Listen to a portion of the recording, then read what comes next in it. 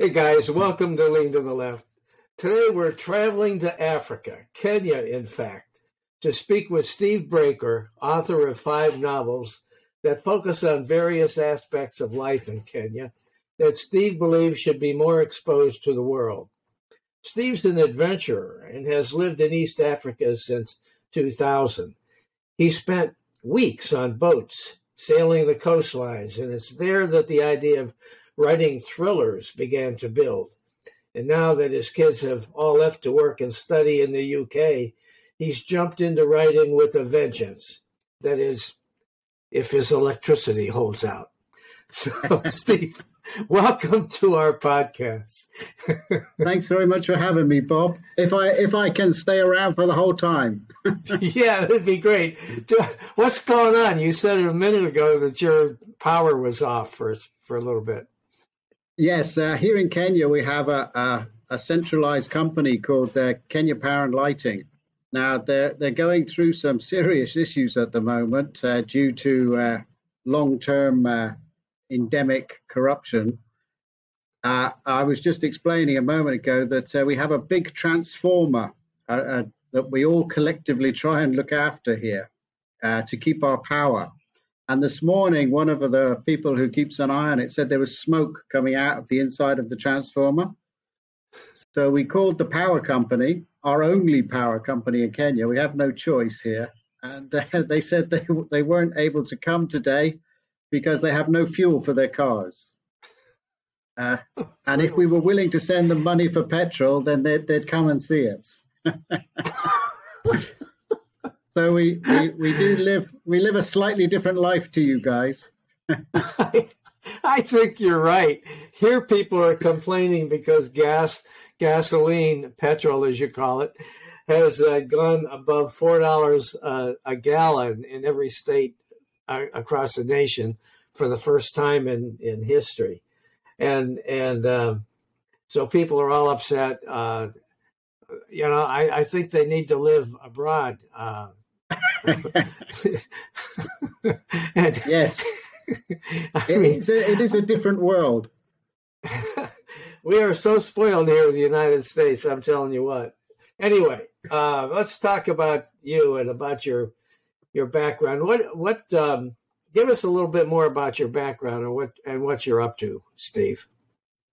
I was born in England a long time ago, and I grew up there until I was 35 years old. But when I was around that age, I was running an English language school in central London.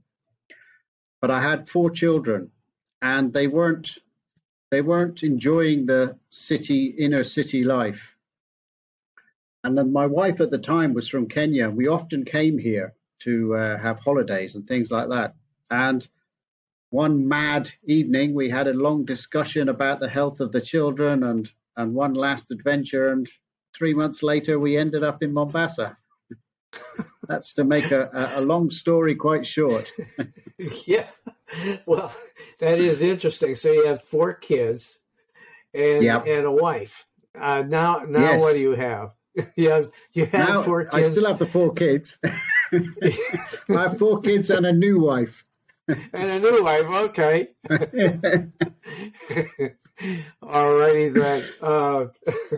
That's probably for another story. So listen. We're here to talk about your books as much as anything, and you got 5 of them. You've got this action hero, William Brodie. Now let's talk about these books. Why don't you go just summarize one by one what they're all about, starting with African Slaver, book 1, and where did you get the idea for this guy, William Brodie? William Brodie came from a collection of different people that I've met over the years, and he probably has a smattering of John Wayne in him and some action heroes from the movies of the 80s and 90s. Which I was brought up on westerns and action adventure movies of that time. So he's sort of an amalgam of many different people. But my father also instilled in me and my brothers when we were very young to do the right thing. We were always, my father was one of the old school guys who said, always tell the truth and always do the right thing. Don't tell lies. If it has to be done and it's painful, it's still better than not doing the right thing. So he's sort of amalgamation of old heroes from the old books and movies, and a little bit of my father, I think. Oh, cool. Okay. Well, you know what? And people he's you described that as old school, but really that should be the way it is today, although it's not in many cases. I agree with you, but maybe you're in my camp. Well, anyway, let's talk a little bit about your books. African Slavery. Obviously, it must be about slavery. What's going on in this book? Yeah, African Slavery was my first book. It introduces my protagonist, William Brodie. He's like a disillusioned ex-military guy that's looking for a new life in paradise, peace and quiet. That bit's connected a bit to me, but he's looking for a nice life in a tropical world and peace and quiet and scuba diving and all that kind of stuff. The idea for African Slaver came to me when I was contract working in Mogadishu, and I was helping the Amazon people there, which is the army, which is sent there from Kenya and Uganda. And I was doing some help. I was helping them with some technical issues with their computers and things. And I spent a while in Mogadishu, and I heard lots of stories there about people trafficking, which is still happening a lot along this coastline.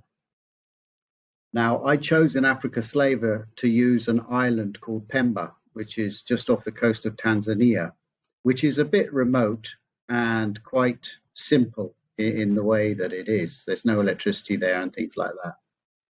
Now, the idea was to try to, a lot of my books have a theme, and African Slaver had this theme of trafficking young, uneducated African people, especially girls at the moment, away through Somalia and then into Dubai and other Middle Eastern countries as supposed maids and this kind of thing, but quite often they're just taken.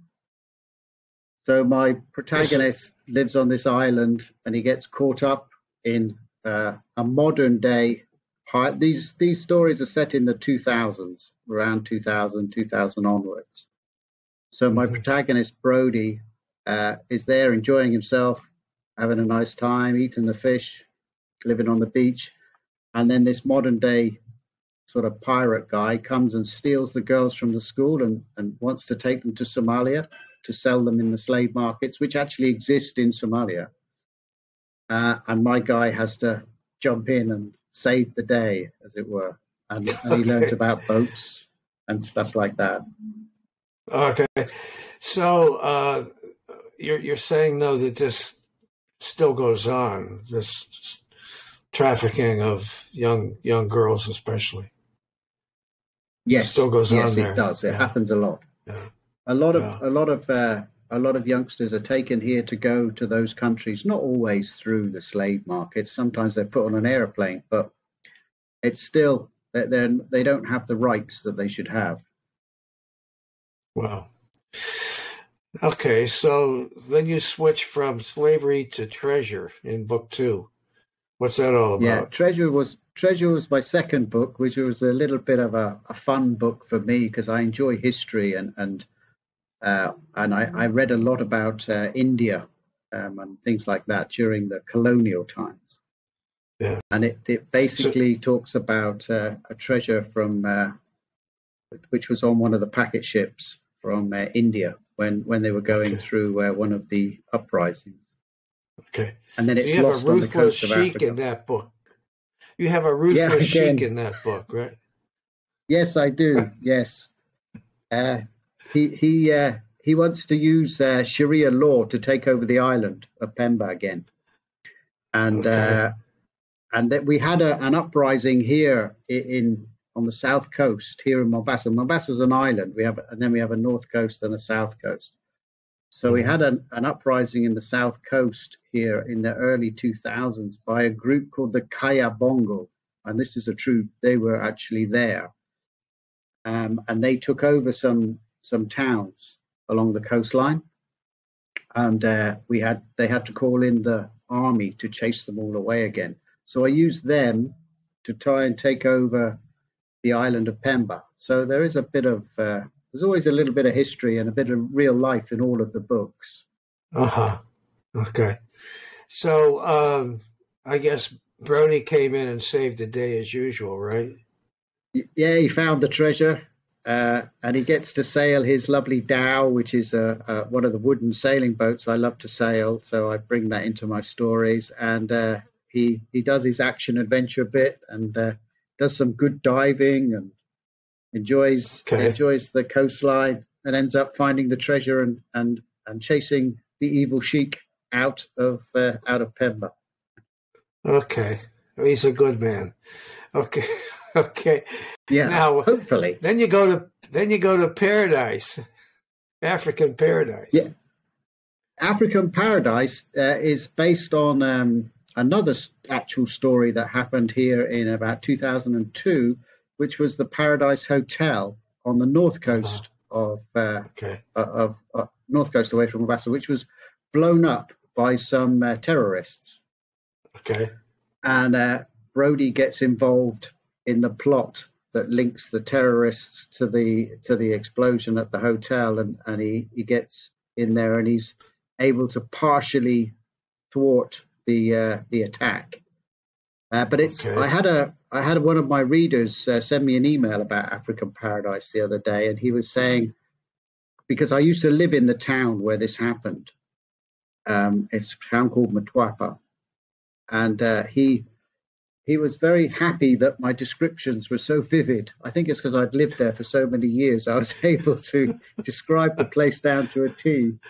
And Brody gets involved, and he chases the baddies, and he gets the terrorists, and he stops them kidnapping it was Israelis that were actually taking over the hotel at the time. It wasn't really an attack against Kenya. It was an attack against the Israelis. Oh, you can Google it, the Paradise Hotel, Mtwapa, and you can see the explosion and the story. Okay. So then you move into book 4 and you talk about African ivory. Yeah, ivory, obviously, it's all in the title there. Yeah. The Brody goes along a river here near a place called Lamu, called the Tana River, which heads inland and goes into one of our massive game parks, which is Savo. And he's in Savo East on this journey. Savo has two sides, east and west. And here he gets involved with some wonderful tribesmen, actually. There are some tribes along that river. I used to go along that river many years ago collecting crocodile eggs for a company that was breeding crocodile eggs to make the suitcases. They bred the crocodiles, and you had to go and pick the eggs. Okay. And the rivers are like beautiful. That sounds like it might be a little dangerous to do. Well, it is actually. When you get to the mouth of the river, there are usually like hundreds of hippopotamus popping up out of the water all around the place, and it's full of crocodiles as well. So it's an interesting place to camp. I thought when you said when you get to the mouth of the river, I thought you were going to say when you get to the mouth of the crocodile.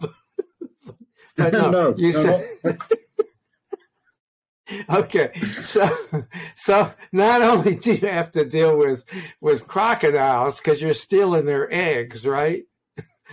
Yes, we're stealing their eggs. Yeah, but you got to deal with hippos because they don't like you being around, right? And then we only have small boats. We don't have like massive boats because the river's quite shallow and outboard engines. So it's quite an interesting journey to go along the river. Okay. That was in my earlier days, though. But anyway, Brody heads up the Tana River, and then Brody heads up the Tana River, and he meets a tribe there that they're actually there. They're a real tribe, and they were sort of the birth tribe of the Kiswahili language.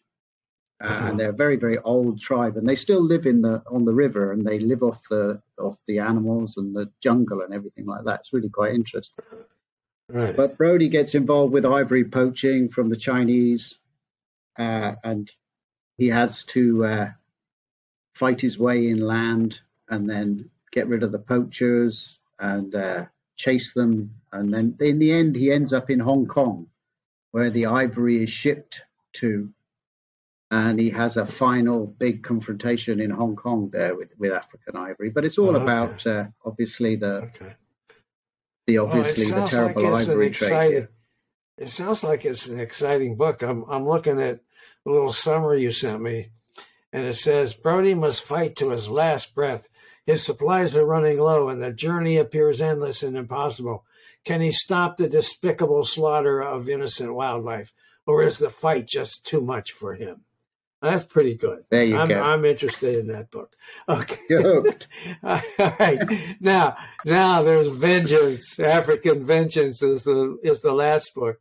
Tell me about that. That focuses on an evil drug lord.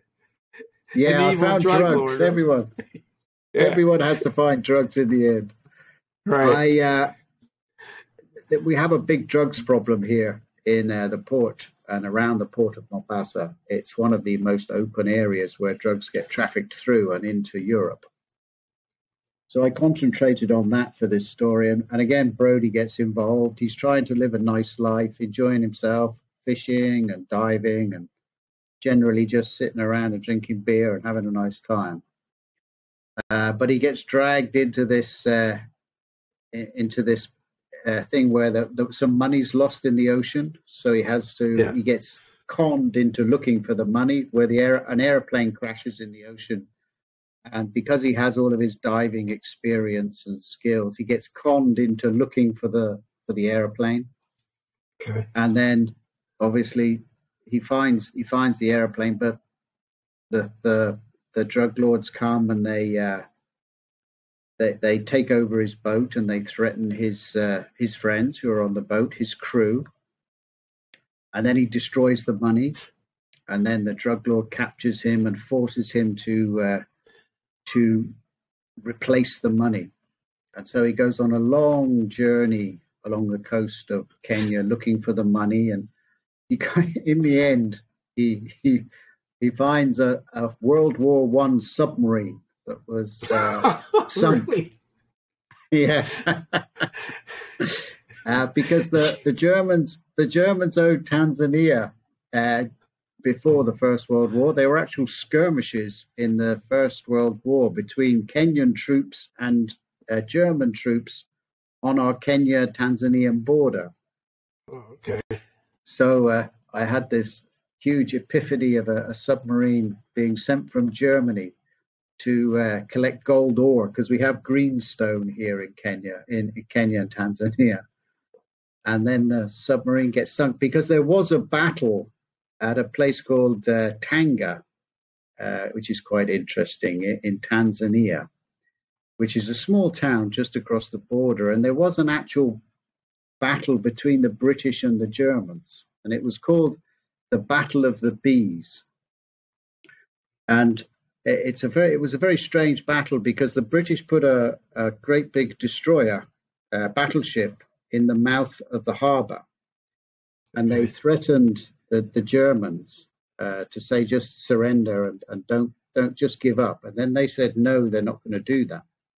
So the British attacked the town of Tanga, and the Germans were repelling them, and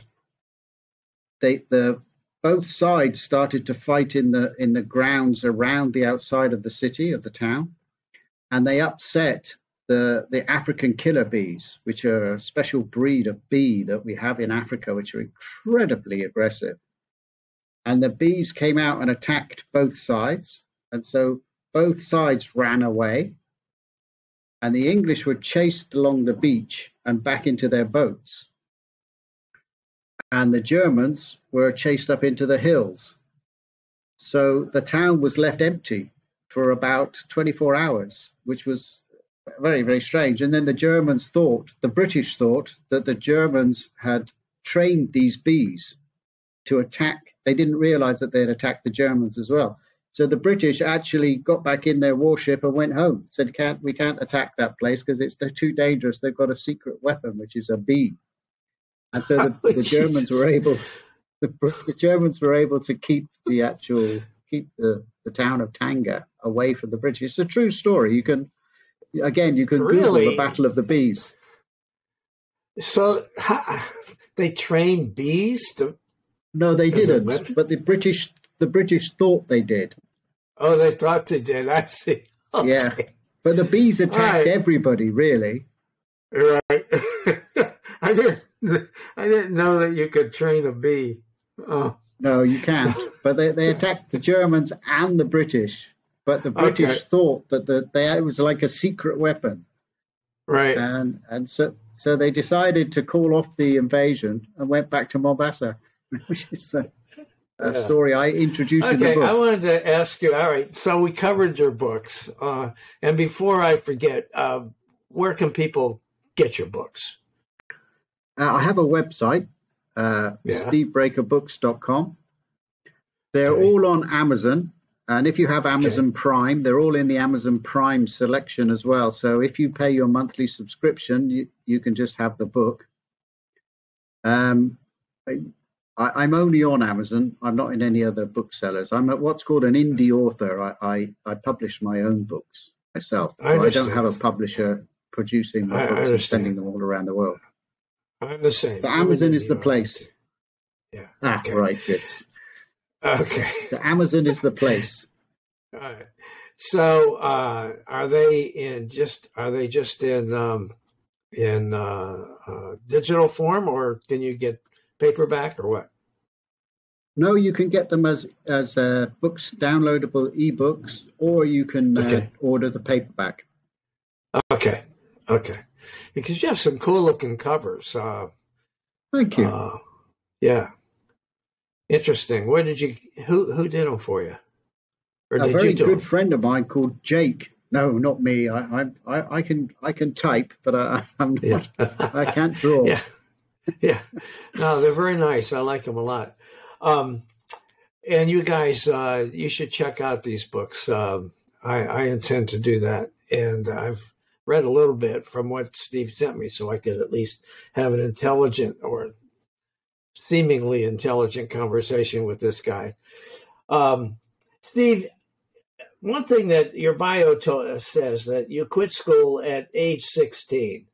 Then you taught English, and now you're writing novels. Tell us just a little bit about that journey, because it seems, if you quit school at age 16, then what did you do? And how is it that you got, if you did that, how did you end up teaching English? I know, it's a very strange story, like most of my life. Back when I was at school, we weren't convinced that everybody should go to university. And I remember at the age of 16, I was taken into a little room in school, and they said, look, school's not for you. You should be out in the big wide world. Okay.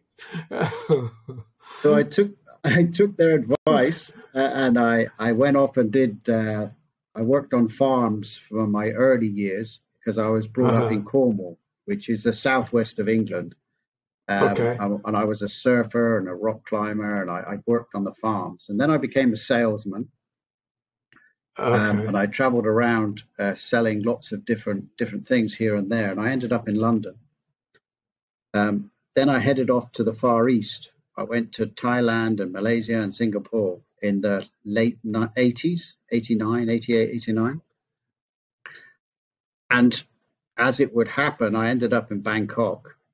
And back then, if you could speak English in Bangkok, then you were as good as a teacher as they could find. So they started.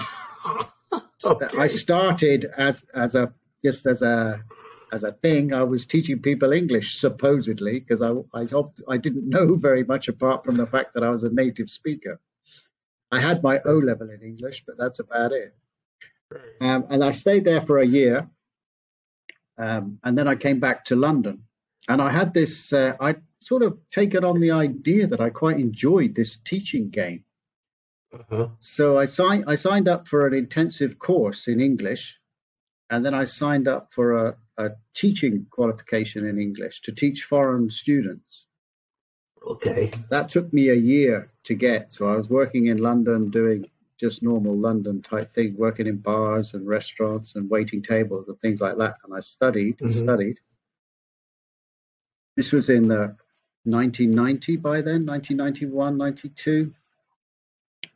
And with my entrepreneurial spirit, I decided rather than work for another school, I'll open my own. So I rented a room in Chinatown in central London near Leicester Square. And I just started handing out leaflets and getting students to come in on the cheap. And it grew from there. Okay. So I had my qualification. And that sort of got me into the writing and the reading because learning to be an English teacher really breaks down the language, especially if you're teaching it to a foreign person, because it's, they don't see it the way that we do as English speakers. They look at it in a very different way. And I wrote some stories back then, but they got lost in the mists of time. And I did that for, it was about my travels to Far East and Bangkok and Malaysia and places like that. It was enjoyable. Then around 2000, 1999, 2000, when everyone was changing everything, I don't know if you remember when we crossed into the new century, everybody was looking for a new beginning. Yeah, for sure. My business was going well. My business in England was going well. I had a big school by then. It had like 15 classrooms and was doing very well. And someone made me an offer at the same time as I was seeing my children not doing so well in the city centre, and they just weren't happy, and we weren't happy, and they said, we'll buy you out. And I said, fair enough, that'll do me. Okay. And then I came to Africa. Okay, because that's right, because your wife at that time was from Kenya.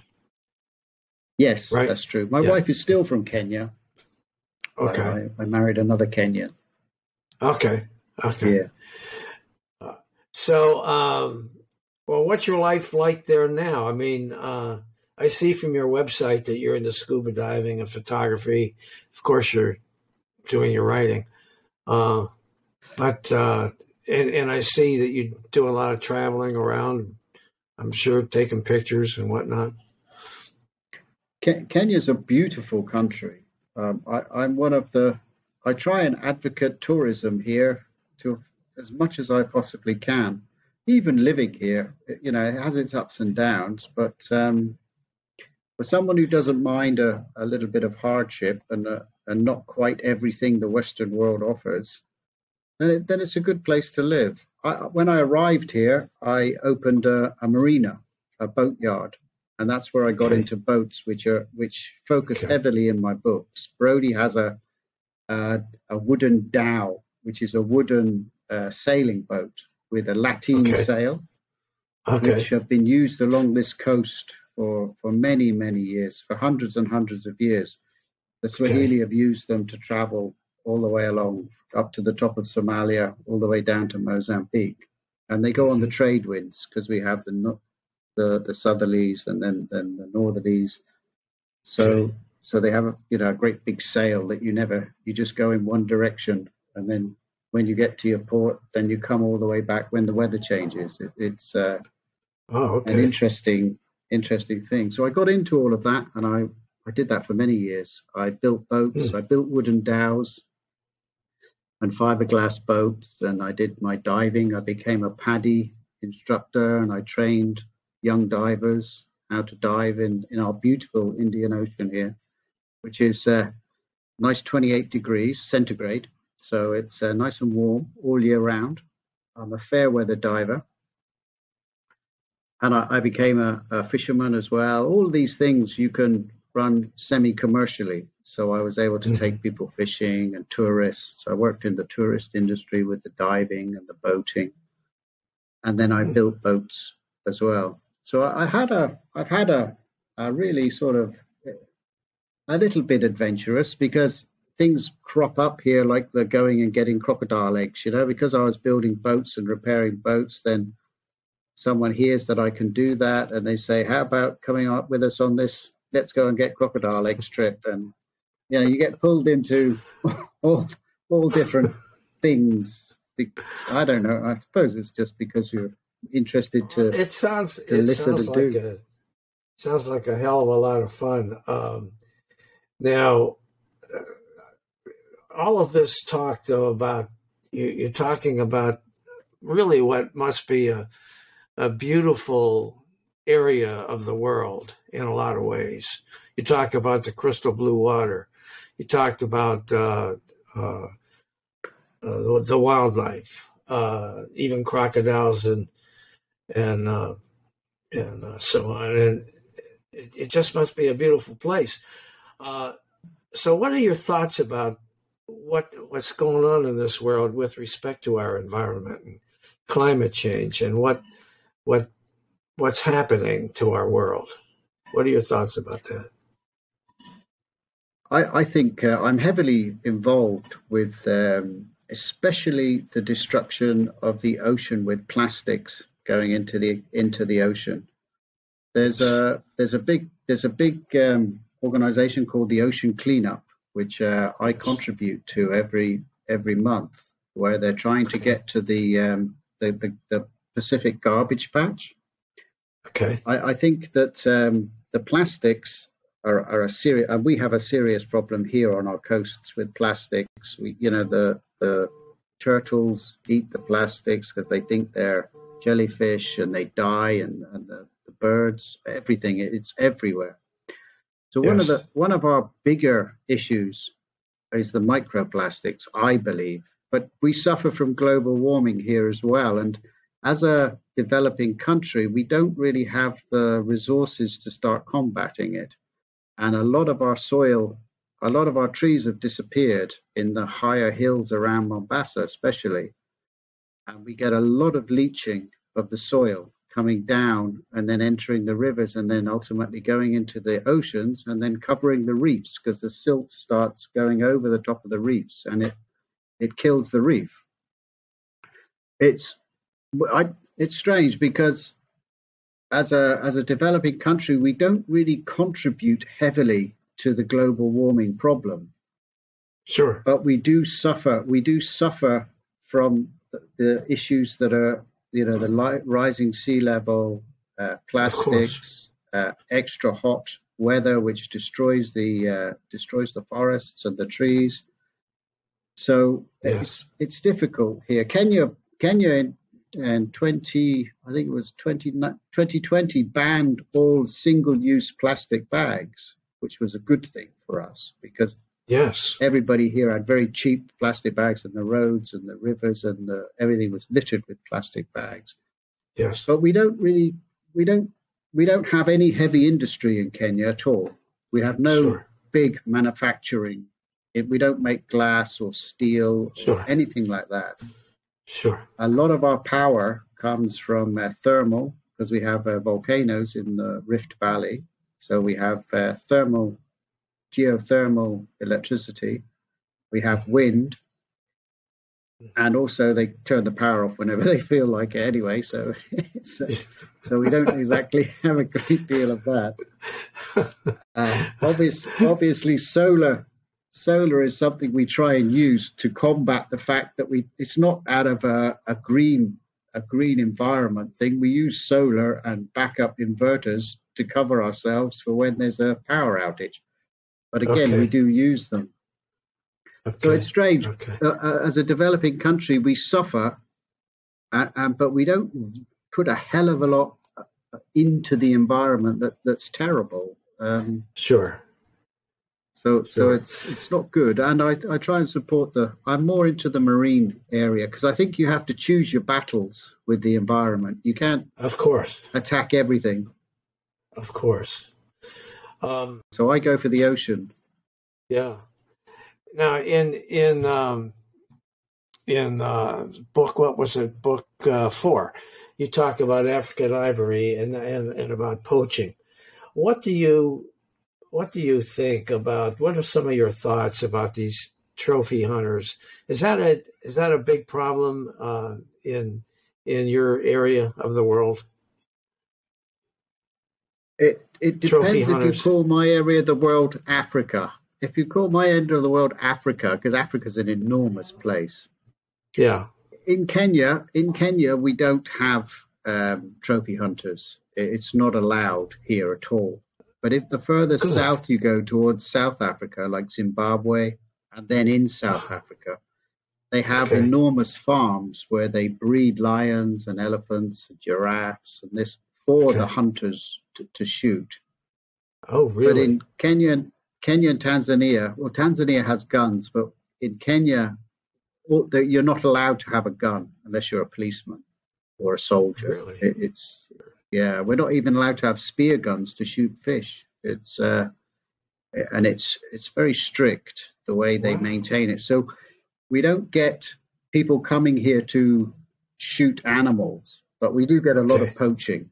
We get a lot of illegal people coming here Sure. and shooting the animals, and that's what African ivory is about because it's all illegal. There's nothing there's Correct. nothing correct about it. So we don't have that in Yeah. Kenya, which is very very good. Okay. Well, They that's good. they're That's good to know. That's good to know. I mentioned in our previous conversation that I had just finished reading a book by a guy named James A. Ross called Hunting Teddy Roosevelt, which is all about, well, the plot is how people were trying to kill off Teddy Roosevelt while he was on an African safari. But that African safari was intended to bring back uh, trophies for museums in the United States. And uh, it was a fascinating book, I thought. And I mentioned it to you. Is it Yeah, you something you did. think? Yeah. I listened to your podcast about that book, and then I went Oh, and did bought it, you? and I'm halfway through. I'm halfway through it now. It's very interesting. Yeah, I think it's a It's fascinating book. Yeah. Yeah, I'm really enjoying it. Good, good, good. So what's next for you? You got more books in the works? I'm currently researching and writing a book about. I love the Swahili culture here. There are so many different cultures in East Africa. We have 49 different tribes that make Kenya, and they all Okay. have different languages and different cultures. On Mhm. the coastline, one of the predominant tribes are the Swahilis, and they're a mixture of African and Arab descent. So they're Okay. slightly different to the other tribes in Africa, and they believe a lot in a form of witchcraft and magic called, and they have genies and this kind of thing, which is a big part of their culture. So I've been doing Okay. some research on the way they believe and treat these mythical creatures or genies. They're from the Quran a bit, but the Swahilis use them. Well, they believe in them and what they can do and how they can bring good and bad to their lives. Okay. So I'm writing a book. My next book is Brody getting involved with some genies in the Swahili culture and trying to save more poor lost people who have problems. Have you come up with a name for it yet? I'm thinking of calling it African Jinn because Jinn is the name of the genies for the Swahilis. Okay. Okay. Well, But very it's quite interesting. an interesting topic. Yeah, Yeah. Yeah. I like to Well, have we'll look. a lot of my books are full of culture, so I like to have a lot Yeah. of culture involved in the book. Well, we'll look forward to seeing that one when it comes out. Um, So it's been a pleasure, really, Steve, talking with you and learning all about your area of the world and what you're up to. Is there anything else you'd like to say before we sign off? No, I'm good, thanks. Anyone wants to write me a note, they can email me at steve@stevebreakerbooks.com. I'm always willing to chat. Anybody wants to write, ask any questions or talk about my life, or if you're thinking of moving to Kenya on a big adventure, give me a shout and I'll give you some pointers. Okay. All right, Steve. Hang on a second. I'm going to, don't you go away. I'm just going to stop recording.